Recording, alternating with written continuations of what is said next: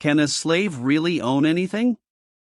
Allodial title constitutes ownership of real property, land, buildings, and fixtures, that is independent of any superior landlord.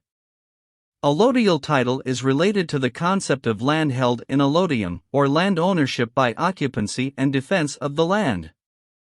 Most property ownership in common law jurisdictions is fee simple. See how they hide our slave reality in words. Here is the definition of fee simple. A permanent and absolute tenure in land with freedom to dispose of it at will, especially, in full fee simple absolute in possession, a freehold tenure, which is the main type of land ownership. Now here is the definition of the word tenure. The conditions under which land or buildings are held or occupied. Here is the definition of held. To be held, accountable, to assume or to be given responsibility, to be the person who is accountable. Here is the definition of accountable.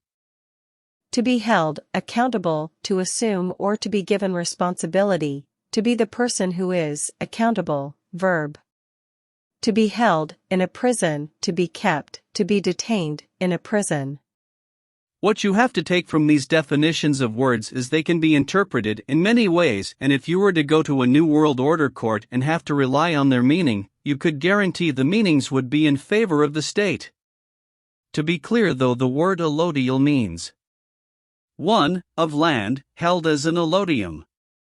2. Of tenure, characterized by or relating to the system of holding land in absolute ownership. The allodial. 3. System. Free from the tenurial rights of a feudal overlord. The New World Order system is designed to lose the truth in its complexity of language. But allodial is clear, it is the definition of being the outright owner, with no other claimants, the absolute owner. This is why you have not heard of allodial ownership.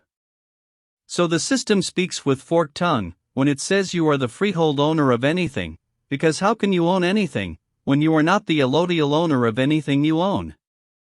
In the United States, the land is subject to eminent domain by federal, state and local government, and subject to the imposition of taxes by state and/or local governments, and there is thus no true allodial land. Some states within the U.S., notably Nevada and Texas, have provisions for considering land allodial under state law, and the term may be used in other circumstances. 1. Land is held of the Crown in England and Wales and other jurisdictions in the Commonwealth realms. Some land in the Orkney and Shetland Islands, known as Udall land, is held in a manner akin to allodial land in that these titles are not subject to the ultimate ownership of the Crown. This information should be known by every slave on the planet, especially the children. The fair and decent thing to do is to tell everyone you know about the truth of their life and existence. Repost and share, spread the truth, let them decide if a life of slavery is what they want.